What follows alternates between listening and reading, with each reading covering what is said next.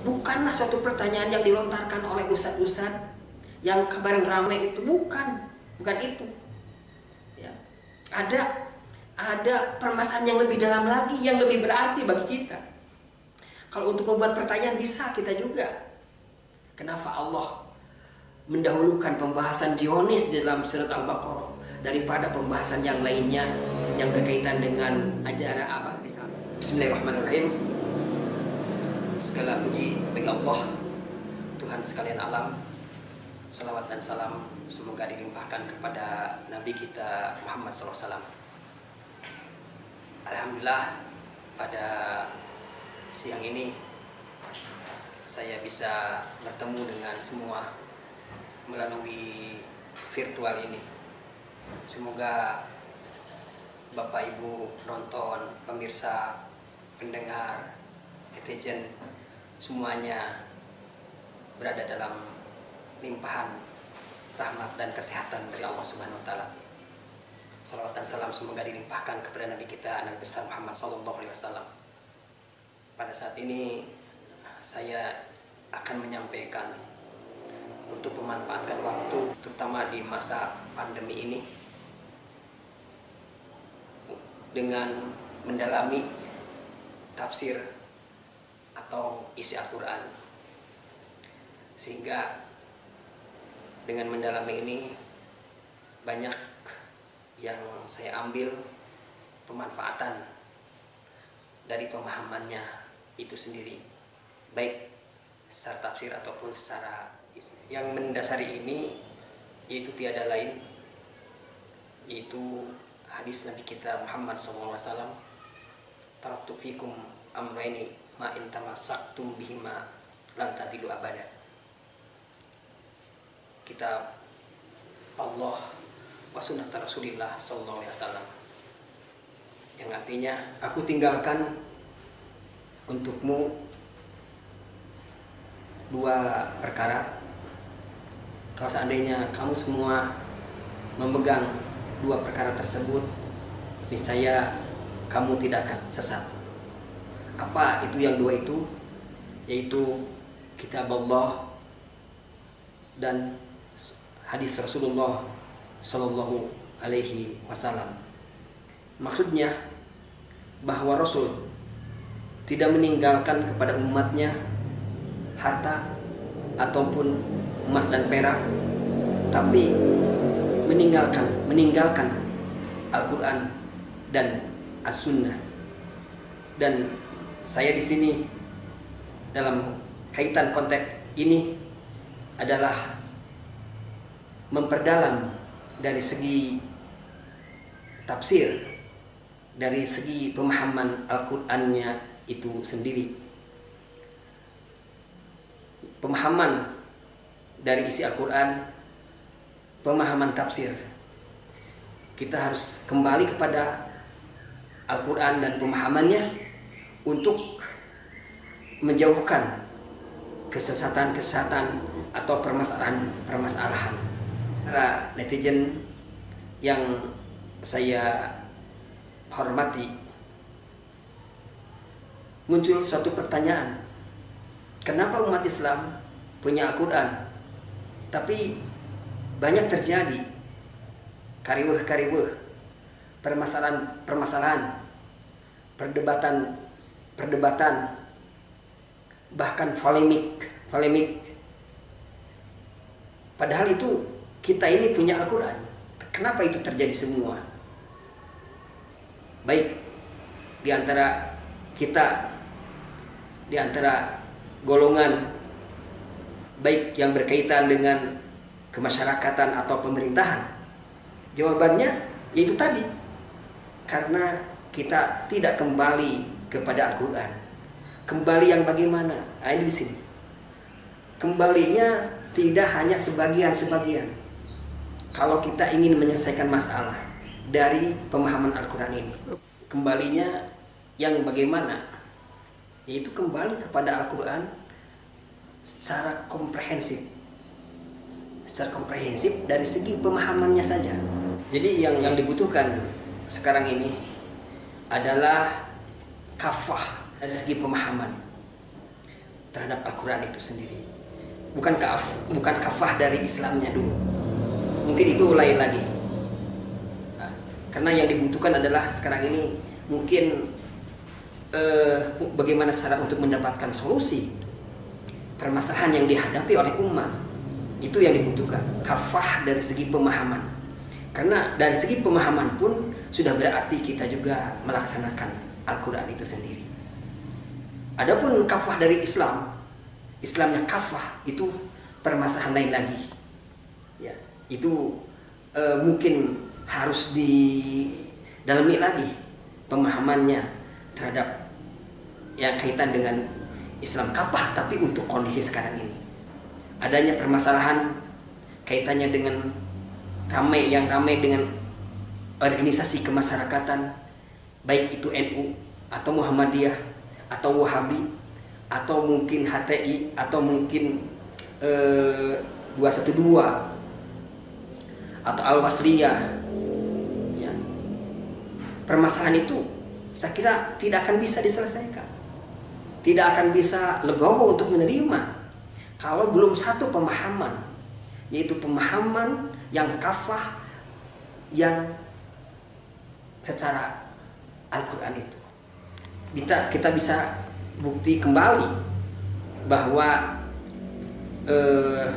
adanya bagaimana perbedaan di masa dulu tapi tidak menimbulkan masalah.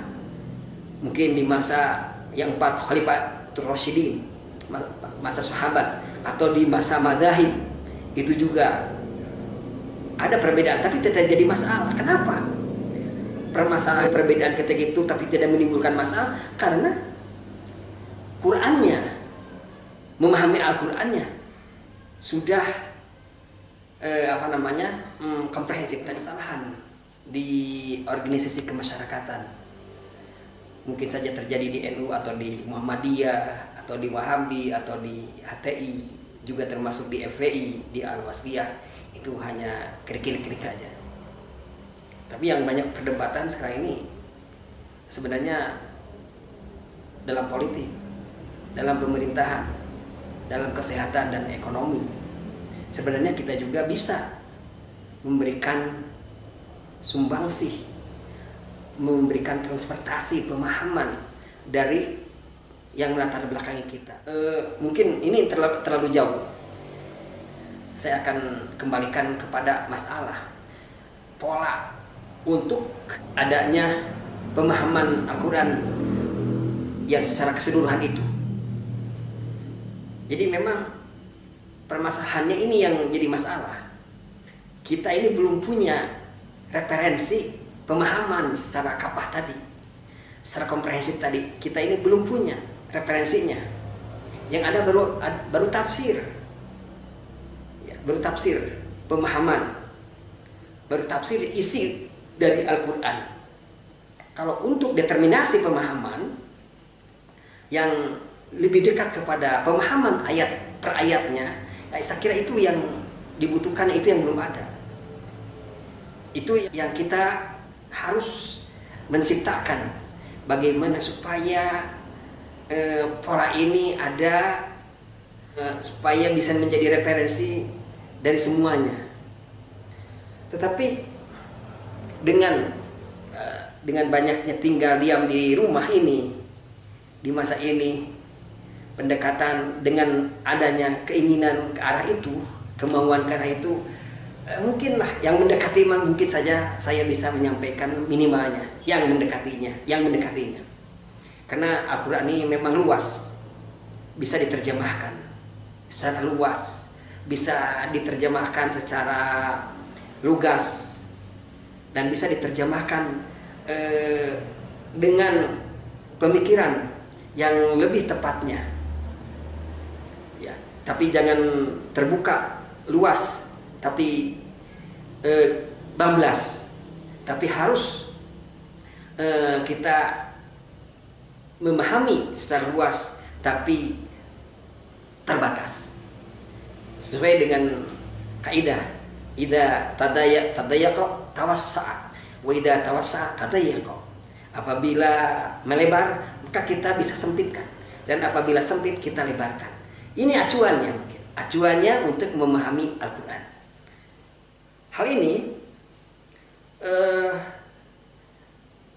ternyata untuk memahami Al-Quran secara komprehensif keseluruhan ini harus kita harus dipahami itu Al-Quran, kaitan ayat dengan ayat. Itu kuncinya. Kalau kita bisa memahami Al-Quran kaitan ayat dengan ayat, maka akan nampak kristal-kristal mutiaranya, pemahaman yang indah yang bisa dipergunakan oleh kita, yang bisa dimanfaatkan, yang dipakai.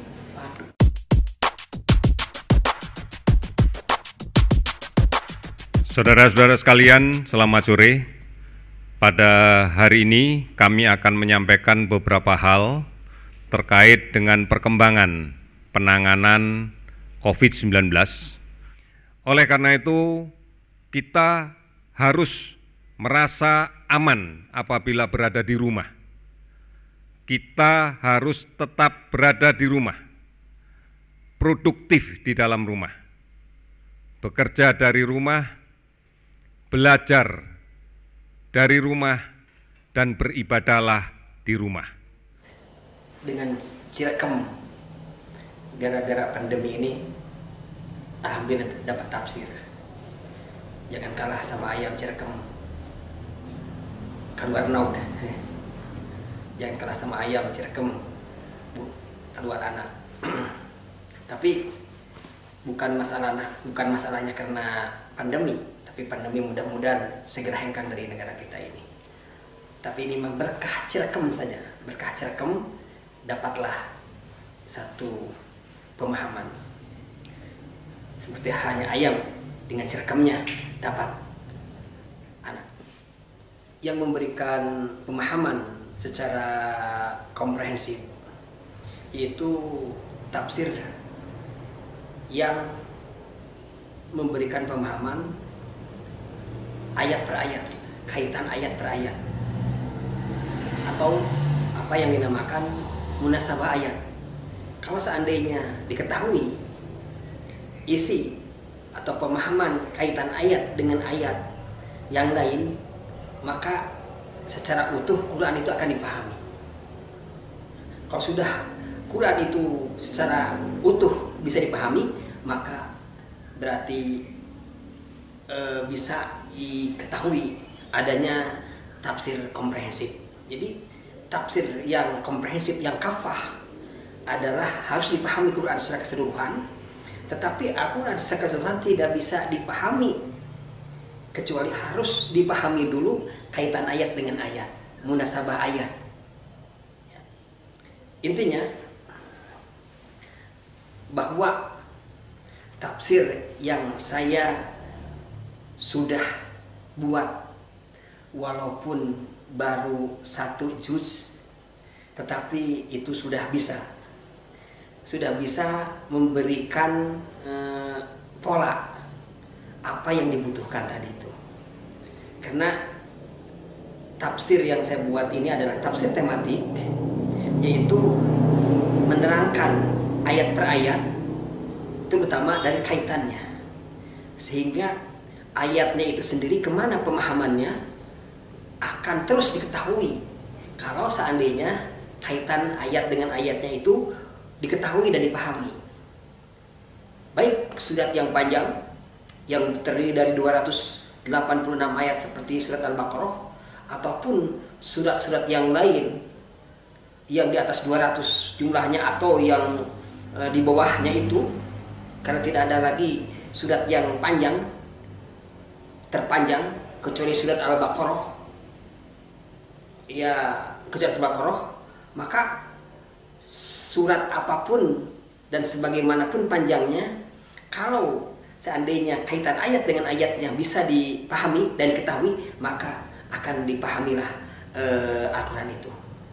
Akan dipahami Al-Quran itu surat per surat, dan akan dipahami Al-Quran itu secara keseluruhan. Hal ini saya juga tidak menafikan bahwa dalam mengetahui pemahaman kaitan ayat itu tidak lepas tidak lepas dari pemahaman yang lain, bahwa di balik surat di dalam Al-Quran ada satu ayat yang memberikan pemahaman kepada ayat-ayat yang lain. Saya akan ulangi lagi, bahwa di balik setiap surat yang ada dalam Al-Quran itu ada satu ayat yang memberikan pemahaman kepada ayat-ayat yang lain, yang membantu pemahaman kepada ayat-ayat yang lain, yang bisa menjembatani kepada ayat-ayat yang lain, yang bisa mewakili untuk mudahnya memahami ayat-ayat yang lain.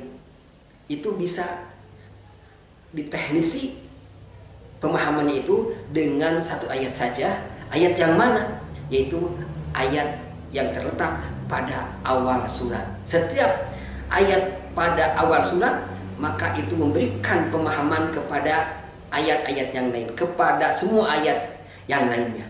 Itu baik memberikan pemahaman ayat tersebut itu secara eksplisit atau secara implisit. Yang eksplisit yaitu awal ayat memberikan pemahaman, tetapi yang implisit itu yaitu bahwa di dalam awal ayat itu sendiri ada kalimat yang menentukan, yang memberikan pemahaman juga kepada yang lain, tetapi pemberiannya secara implisit.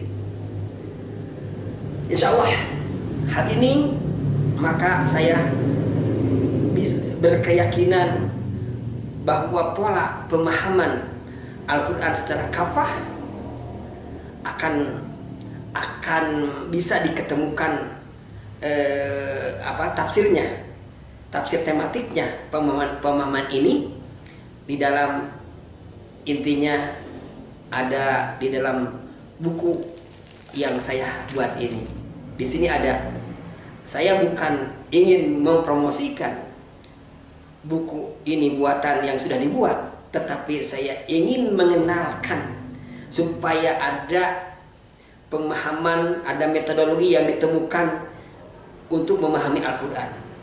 Intinya ingin menyampaikan metodologi yang dibutuhkan. Karena apa? Karena Al-Quran itu harus dipahami. Bagaimana cara memahaminya? Ini memang untuk memahami Al-Quran, saya kira bukan saja terkadang tentunya umat Islam ini membutuhkan untuk lebih tahu isinya Al-Quran, untuk lebih pahamnya itu, ya. Karena mungkin bisa saja kita tidak tahu. Saya buat satu pertanyaan contoh. Apakah kita sudah tahu apa isi surat Al-Fatihah? Itu saja. Atau mungkin kita tanya juga, apa yang terjadi kemarin ramai di Jawa, innama yakhsyallaha min ibadihil ulama'u. Itu surat Fatir. Apa isi surat Fatir? Atau mungkin kita tanya, apa isi surat Al-Baqarah juga? Apa isi surat Ali Imran? Apa isi surat An-Nisa? Apa isi surat Al-Maidah? Ini mohon, ini harus ada jawabannya, harus bisa dijawab, supaya kita menandakan bahwa kita mengerti dan kita understand terhadap kitab kita ini. Jadi akan bisa menjawab segala masalah yang mengena kepada kita kalau seandainya kita kembali kepada referensi kita yang inti, yang substansi itu, ya. Kalau seandainya kita sudah mengetahui pemahamannya, maka pertanyaan apapun kita insya Allah akan mudah untuk menjawab itu semua. Insya Allah di sini ada sebagiannya jawabannya. Dan ini walaupun baru satu juz tulisan ini, tetapi metodologi sudah ada di sini. Setengah dari tulisan ini adalah metodologi untuk memahami Al-Quran secara keseluruhan, supaya ada suatu pendalaman lagi lah, pendalaman untuk supaya kitab Al-Quran ini hanya tinggal kitab, hiasan tinggal hiasan. Sedikitnya kita juga berbangga memang diharuskan untuk membaca Al-Quran. Alhamdulillah tidak sedikit masyarakat kita membaca Al-Quran dengan banyaknya. Tidak sedikit di negara kita juga yang menghafal Quran. Tapi yang jadi masalah yang berkaitan dengan berapa banyak yang sudah bisa memahami Al-Quran. Contohnya tadi itu, apa isi surat ini? Apa isi surat ini? Apa isi surat ini? Ini jawabannya masih belum menemukan. Ada orang yang menjawab secara spontanitas untuk menjawab apa surat itu isinya, apa surat yang ini isinya, dan bahkan banyak yang lain. Ya, banyak yang lain. Bukanlah suatu pertanyaan yang dilontarkan oleh ustadz-ustadz yang kemarin ramai itu, bukan itu. Ya, ada permasalahan yang lebih dalam lagi, yang lebih berarti bagi kita. Kalau untuk membuat pertanyaan bisa kita juga. Kenapa Allah mendahulukan pembahasan Zionis di dalam surat Al-Baqarah daripada pembahasan yang lainnya yang berkaitan dengan ajaran risalah atau yang dibawa oleh agama kita? Bukan itu saja, bahwa tafsir ini juga bisa menjawab terhadap tuduhan kepada Al-Quran bahwa Al-Quran bagus tapi tidak sistematis. Dijawab di dalam buku ini. Atau ada yang mengatakan bahwa Al-Quran itu fiksi, juga dijawab di dalam buku yang kecil ini. Atau mungkin berkaitan dengan nasakh dan mansukh, bahwa sebagian Al-Quran ada yang sudah tidak berarti, itu juga sudah dijawab dalam buku tulisan ini. Walaupun bagaimana, saya kenalkan untuk lebih berarti dan manfaat, untuk bisa dibaca dan dipelajari, untuk memahami, cara mudah memahami Al-Quran, supaya kita bisa memahami secara komprehensif, dan supaya kita bisa mengamalkan Al-Quran itu sendiri. Buku tafsir ini adalah buku sesuai dengan zaman now. Buku tafsir ini adalah milenial. Ya, buku tafsir ini memang bisa komunikasi dengan kemajuan pada saat ini. Walaupun namanya tafsir terbalik, ya, tafsir terbalik, bukan terbalik, tapi bukan juga tidak terbalik. Bahwa terbalik ini adalah artinya, maksudnya tafsir ini indah, luas dan menarik. Ya, tafsir ini indah, luas, lugas dan menarik. Memang terbalik bukan berarti negatif. Terbalik bisa saja positif. Ya.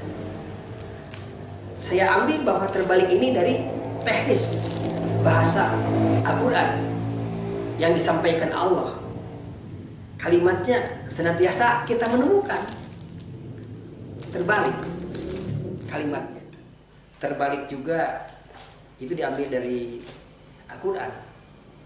Seperti apa yang Allah juga senantiasa menyampaikan ayat Al-Quran itu, di samping yang tidak terbalik ada juga yang terbalik. Allah memanai dengan terbalik. Dzalikal kitab, itu kitab. Padahal maksud Allah adalah ini kitab. Kenapa dengan itu? Itu ada jawabannya. Maka terbalik itu juga tidak negatif. Seperti hanya kita lihat tanah, bumi ini terbalik. Yang kita injak ini adalah bumi yang terbalik. Tapi langit tidak terbalik. Artinya tidak punggungnya, tapi perutnya. Kalau bumi yang diinjak itu punggungnya, kalau langit itu yang menaungi kita itu adalah perutnya. Kalau dibalik, bumi jadi perutnya dan langit jadi punggungnya, maka itu hancur. Itu kiamat. Seperti pakaian kita, baju kita ini Peci beda baju dengan baju. Peci itu pakainya terbalik. Kalau tidak terbalik itu bisa tidak dipakai, itu peci. Baru kalau mau dipaksakan bukannya peci yang terbalik tapi malah kepala yang terbalik. Begitu juga baju dan yang lain. Nah, yang jelas tidak semua yang terbalik itu adalah negatif, tapi banyak sekali yang terbalik itu adalah positif. Maka dengan demikian saya namakan ini kitab saya ini kitab tafsir terbalik, indah, luas dan menarik. Mudah-mudahan manfaat. Nanti saya akan lanjutkan pembahasan tafsirnya di awal surat Al-Fatihah di bagian yang akan datang. Terima kasih. Wassalamualaikum warahmatullahi taala wabarakatuh.